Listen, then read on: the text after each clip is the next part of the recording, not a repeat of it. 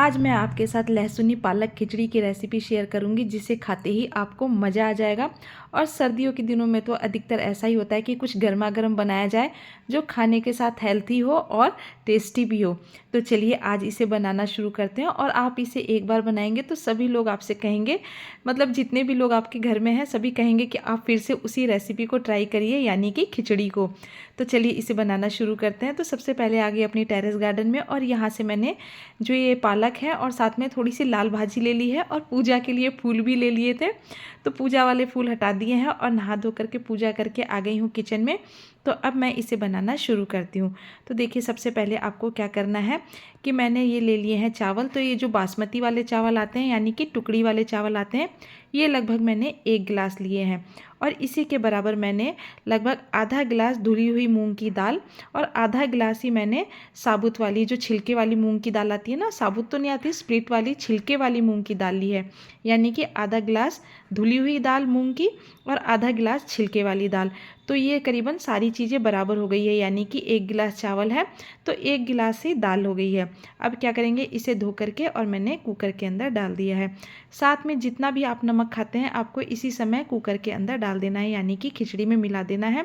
इसके बाद मैंने इसमें आधा चम्मच हल्दी पाउडर डाला है, और जितनी भी दाल और चावल हमने लिए हैं इसका 4 गुना आपको पानी ले लेना है। इतना पानी आप डालेंगे तो आपकी खिचड़ी कभी भी नहीं जलेगी, यानी कि जितनी भी आप दाल और चावल लें उसका आपको 4 गुना पानी डालना होता है। अब करेंगे फ्लेम को ऑन और चढ़ा देंगे कुकर, और 3 से 4 सीटी आने का इंतज़ार करेंगे। अब इसके साथ खाने के लिए मैं टमाटर की चटनी बनाऊंगी, वो भी स्मोकी फ्लेवर वाली। तो देखिए 2 मैंने देसी वाले जो टमाटर आते हैं, आजकल तो मार्केट में बहुत ही आसानी से मिल जाते हैं। इस टमाटर से अगर आप खिचड़ी बनाएंगे ना तो इसका खट्टापन बहुत ही अच्छा होता है। और साथ में मैंने लहसुन भी इसी के ऊपर पकने के लिए चढ़ाया है, और 1 हरी मिर्च इसके ऊपर चढ़ा दी है। यानी कि इन सारी चीज़ों को हमें आग में ही भून लेना है। इससे क्या होता है ना कि जो आप चटनी बनाएंगे ना उसका बहुत ही अच्छा टेस्ट आता है। तो गांव में तो क्या होता था ना कि आप चूल्हे में इसे पका सकते हैं, लेकिन अब शहर की लाइफ है तो आप इसी तरीके से इसे पकाएं। अब पालक को और लाल भाजी को हम साफ़ कर लेते हैं। ऐसे तो मैं तोड़ करके लाई हूँ तो ये बिल्कुल साफ़ है, फिर भी जो ये लाल वाली भाजी है इसमें क्या करना है कि हमें इसकी डंडियाँ जो देखनी है कि ज़्यादा पकी हुई डंडियाँ हैं तो उसे हटा लेना है, और पत्तों को छाँट करके पालक में ही मिक्स कर देना है।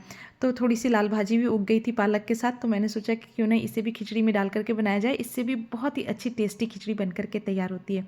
पालक को मैंने पानी में डिप करके और छोड़ दिया है, ताकि इसमें जो मिट्टी वगैरह लगी हुई हो वो अलग हो जाए।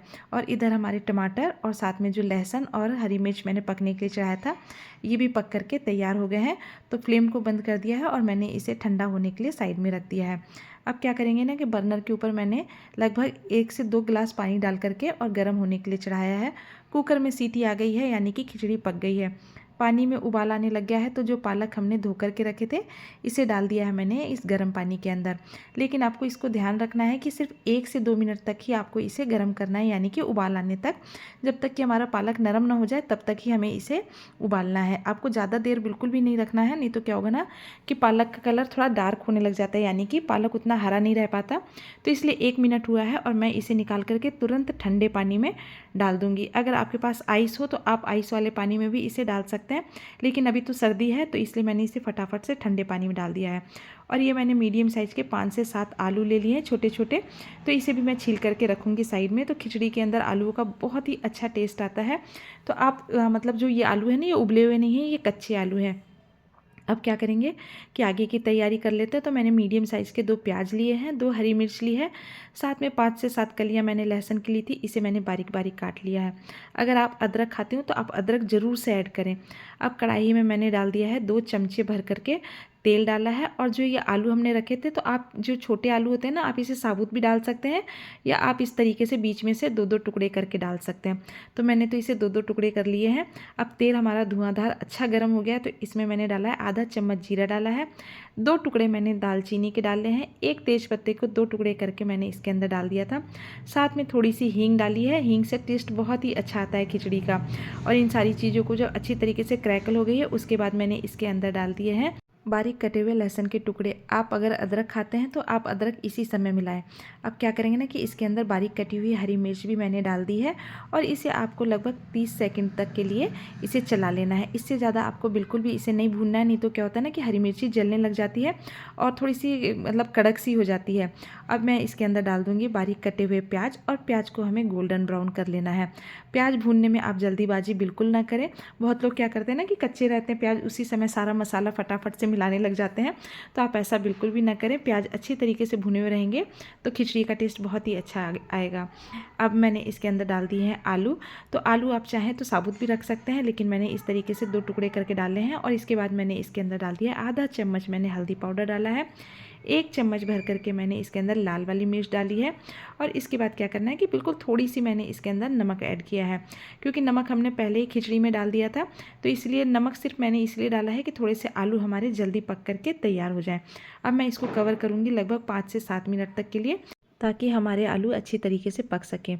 तो चलिए अब चटनी बना लेते हैं। तो मैंने जो हरी वाली मिर्च भून करके रखी थी इसे भी डाल दिया मैंने खलबट्टे में, और इसके साथ मैंने इसके अंदर लहसुन और ये टमाटर डाल दिए हैं। अगर आप चाहें तो इसे मिक्सर जार में भी बना सकते हैं, या आपके पास जो चॉपर आता है ना आप उसके अंदर भी बना सकते हैं।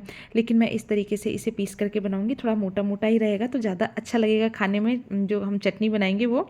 अब मैंने इसके अंदर टेस्ट के अकॉर्डिंग नमक डाला है, साथ में थोड़ा सा सरसों का तेल ऐड किया है, और इस तरीके से मैं इसे कूट लूँगी। थोड़ा सा आपको टाइम लगेगा, लेकिन ये चटनी बन करके बहुत ही अच्छी तैयार होती है। और देखिए 2 से 3 मिनट लगे थे और हमारी चटनी को मैंने अच्छी तरीके से कूट लिया है, तो थोड़ी मोटी मोटी ही रहेगी। और इसके बाद मैंने इसे रख दिया है दूसरे वाले बर्तन में, और मैं खिचड़ी चेक कर लेती हूँ। तो देखिए दाल और चावल वाली खिचड़ी भी अच्छी तरीके से पक चुकी है। और चटनी में मैं धनिया की पत्ती डालना भूल गई थी, तो मैंने फटाफट से धो करके धनिया की पत्तियाँ इसके अंदर डाल दी है। अब क्या करेंगे ना कि पालक हमारी ठंडे हो चुके हैं, तो पालक को मैं डाल दूँगी जार के अंदर। तो हमें क्या करना है कि इसे बहुत ही अच्छी तरीके से बिल्कुल बारीक करके पीस लेना है। और आप ध्यान रखिए कि पालक ज़्यादा गर्म बिल्कुल भी ना होना चाहिए। अगर ज़्यादा गर्म है तो आप 1 से 2 टुकड़े इसके अंदर आइस क्यूब के डाल सकते हैं, उसके बाद आप इसे चलाएँ। तो देखिए मैंने बिल्कुल भी पानी नहीं डाला है, और बिना पानी डाले ही ये कितना अच्छा तरीके से स्मूथ एकदम पीस करके तैयार हो गया है। अब इधर हम चलते हैं मसाले की तरफ। तो हमारा मसाला भी पक चुका है, यानी कि अब हम चेक करेंगे कि हमारे आलू पके हैं या नहीं। तो लगभग आलू पक चुके हैं, क्योंकि इसे 5 से 7 मिनट हो गए थे मसाले को पकते हुए, और मैंने बीच में थोड़ा सा पानी ऐड किया था ताकि हमारा मसाला बिल्कुल भी ना चिपके। अब मैंने इसके अंदर थोड़े से हरे वाले मटर डाल दिए हैं, क्योंकि आजकल मार्केट में मटर मिलने लग गए हैं। और 1 टमाटर को मैंने थोड़ा मोटा मोटा काट करके डाला था। और अब क्या करना है कि फ्लेम को हमें तेज़ कर देना है, और इसे हमें तब तक पकाना है जब तक कि हमारे ये मटर और जो टमाटर हमने डाला है ये सॉफ्ट ना हो जाए, यानी कि 50% तक ये बिल्कुल पक जाने चाहिए, क्योंकि हमने इसे बाद में डाला है। अब करीबन 2 से 3 मिनट हो चुके थे। उसके बाद मैंने इसके अंदर डाल दिया है जो पालक की प्यूरी हमने बना करके रखी थी, इसे डाल दिया है इसके अंदर, और इसे हमें 1 उबाल आने तक चला लेना है। यानी कि हमें इसे ज़्यादा नहीं पकाना है, सिर्फ हमें इतना ही पकाना है कि इसमें 1 से 2 उबाल आ जाए।